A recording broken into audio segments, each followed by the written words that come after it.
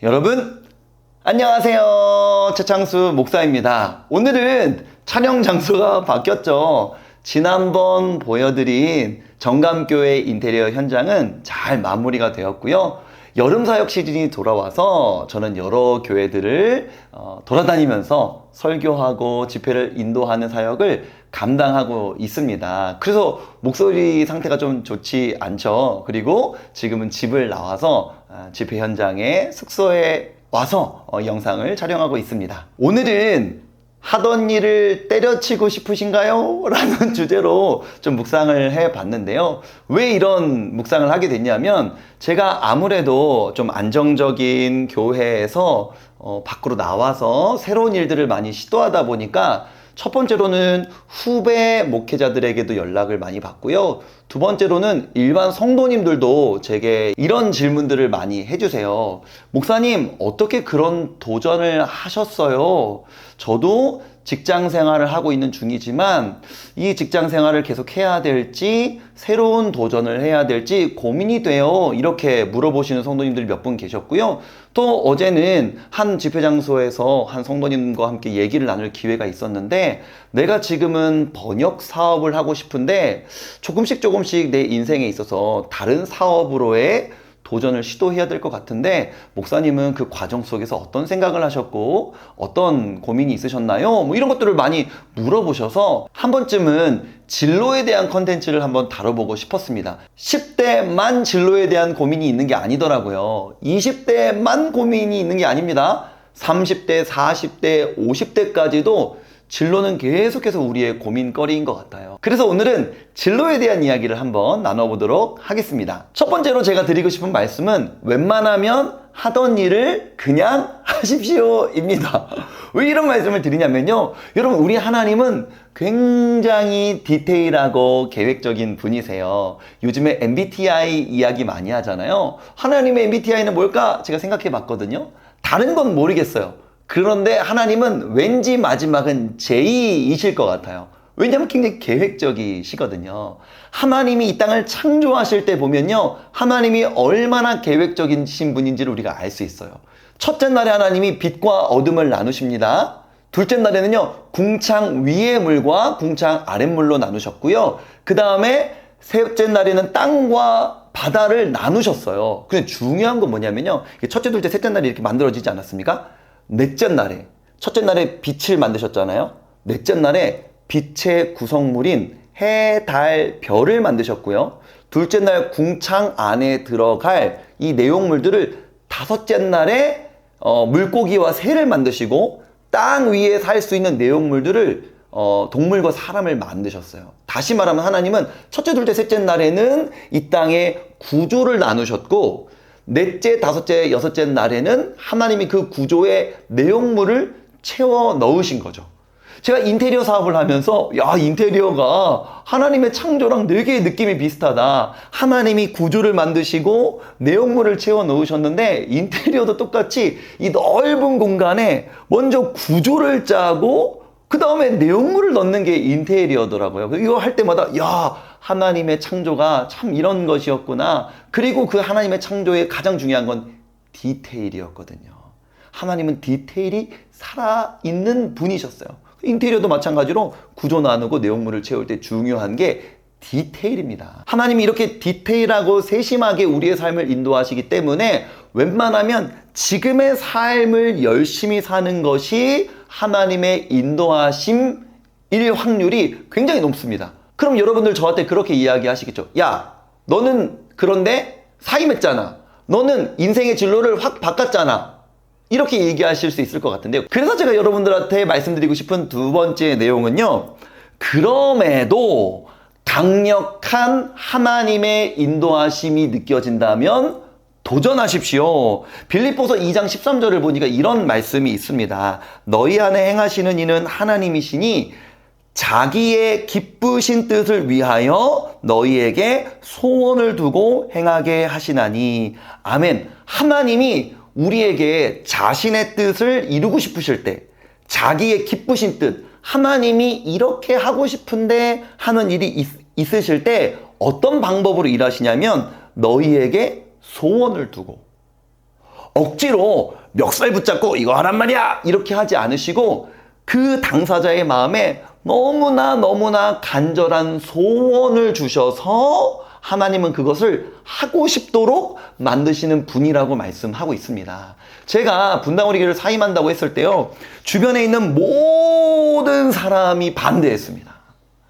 먼저 양가 부모님이 반대하셨어요. 저희 양가 부모님은 제가 너무나 훌륭하신 이찬수 목사님 밑에서 더 많이 배우고 더 많이 깊어져서 한국교회를 잘 섬기는 좋은 담임 목사가 되기를 바라셨거든요. 그런데 사임을 한다고 하니까 다 막 우셨어요. 그리고 두 번째로 아내와 아이들이 반대했습니다. 아내도 역시 혹시라도 이것이 우리의 결정이면 어떡해, 우리의 욕심이면 어떡해, 하나님이 기뻐하시지 않는 결정이면 어떡해, 이걸 많이 고민했고요. 저희 아이들은 난 평생 분당우리 교회 다닐 거야, 분당우리 교회 너무 좋은데 아빠는 왜 그만둔다고 하는 거야 하면서 엄청 아이들이 싫어했었거든요. 세 번째로는 제 주변에 있는 저를 많이 아껴주시는 동역자분들이 반대하셨습니다. 너무너무 아까워, 이런 말도 많이 해주셨고요. 조금만 더 버텨보자, 목회하면서 이렇게 마음이 힘든 시기가 한 번쯤은 찾아오는데 요 고비를 넘어서면 괜찮을 거야, 우리 같이 계속 열심히 해보자 라고 동역자들도 반대했었고요. 너무나 제가 존경하는 목사님들도 저한테 그 결정이 그렇게 과연 좋은 결정일까 라는 퀘스천을 많이 이제 말씀하셨었어요. 이런 정황적으로 보면 여러분 어떻습니까? 하나님이 내 길을 막으시나? 내 결정이 틀린 것은 아닐까? 이런 생각을 이제 저도 많이 고민도 하고 기도하면서 이제 생각도 해봤는데요. 여러분, 그런데 어쩌겠어요? 제 가슴이 막 뛰는데, 새로운 도전을 너무너무 하고 싶은데, 물론 그게 제 결정이었을 수도 있겠지만 저는 그때 당시에는 이게 나를 향한 하나님의 인도하심이다 라는 확신이 들더라고요. 그래서 저는 결정을 했거든요. 그래서 마지막에 이찬수 담임 목사님께 인사드리고 말씀을 드릴 때 목사님께서 제게 이렇게 말씀해 주셨었어요. 사실 그동안은 네가 한국교회를 섬기는 좋은 담임 목사가 되기를 바라는 마음에 또 이쪽 길로 나갔다가 혹시라도 새로운 길에서 네가 고생할까봐 마음이 아파서 내가 많이 반대했다. 하지만 어쩌겠니? 하나님이 너한테 그런 강력한 마음을 주시는 걸. 결정하기 전까지는 심각하게 끝까지 고뇌하는 거다. 그러나 결정된 다음에는 뒤도 돌아보지 말고 달려가거라. 이렇게 목사님이 조언해 주셨거든요. 그렇게 결정하고 나와서 지난 6개월의 제 인생을 돌아보면 정말 은혜라고 고백할 수밖에 없는 저의 인생이었어요. 첫 번째로 저를 먹이고 입히시는 하나님을 경험했고요. 두 번째로는 정말 많은 성도님들로부터 질타를 받을 줄 알았는데 질타는커녕 오히려 굉장히 많은 칭찬과 격려를 받고 있고요. 세 번째로는 주변에서 너무나 많은 도움을 받고 있어요. 이렇게 집회를 다니면서 각 교회의 담임 목사님들을 뵐 기회가 많은데요. 담임 목사님들도 잘 결정했다, 이 시대에 필요한 모습일 수도 있다, 열심히 한번 달려가서 좋은 모델을 만들어봐라, 이러면서 또 한마디씩 두마디씩 조언들을 해주시는데, 그렇게 이 담임 목사님들이 조언을 받으니까요, 저도 새로 생기는 인사이트가 있고 또 목사님들의 말씀을 통해서 얻게 되는 그런 내용들도 너무나 많더라고요.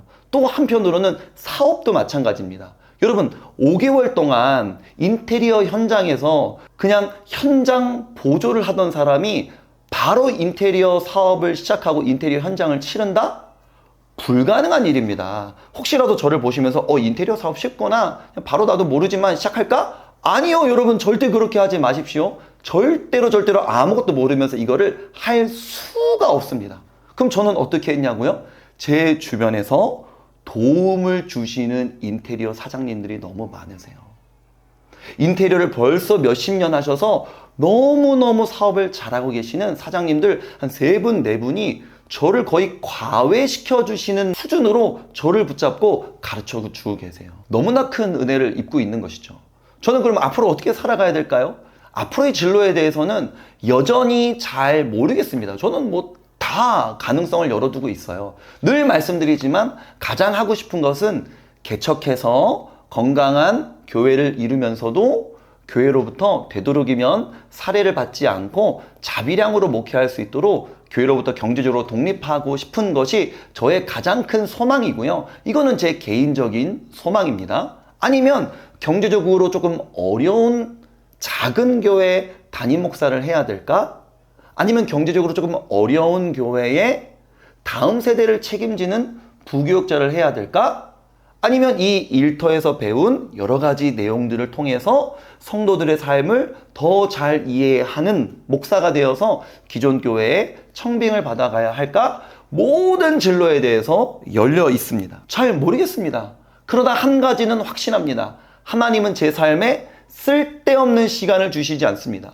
모든 인생의 걸음걸음이 하나님의 크신 계획하심 가운데 있습니다. 지금 제 삶이 먼 훗날 저의 인생에 반드시 사용될 거라고 저는 믿습니다. 또 만약에 제 인생에서 어떤 큰 변화를 겪어야 한다면 그때 역시 하나님께서 제 마음의 소원을 통해 강력한 인도하심을 경험하게 하실 것이라고 믿어요. 네, 오늘은 좀 진로에 대해서 고민이 있으신 우리 성도님들을 위해서 컨텐츠를 제작해 봤는데요. 첫 번째로 여러분 웬만하면 하던 일을 그냥 하십시오. 현재 나의 삶은 하나님의 인도하심 가운데 있습니다. 오늘 내게 주어진 삶을 열심히 살아가는 것이 하나님의 인도하심을 받는 것인 줄로 믿습니다. 그러나 두 번째로 내가 현실을 바꿔보고 싶은 의지가 너무나 강력하다면, 그럼에도 하나님의 강력하신 인도하심이 느껴진다면 도전하십시오. 여러분을 통해 이루실 하나님의 계획이 있는 줄로 믿습니다. 이 영상 가운데 새로운 도전을 준비하고 계시는 분들이 계시다면 저는 너무너무 응원하고 싶습니다. 어떤 도전을 준비하고 계시는지 저에게 메일이나 유튜브 댓글이나 혹은 인스타 DM으로 알려주시면 저도 함께 그 도전에 응원하고 또 기도해드리고 싶어요. 새로운 도전을 하는 저희 모습을 보고 하나님의 인도하심과 진로에 대해서 어떻게 결정해야 될지 고민하는 성도님들이 조언을 구해주셨던 내용을 바탕으로 제 생각을 한번 정리하면서 묵상을 한번 해봤습니다. 조금이라도 진로에 대해서 고민했던 우리 성도님들께 이 영상이 도움이 되셨기를 바라면서 또 저는 다음 영상에서 뵙도록 하겠습니다. 안녕히 계세요.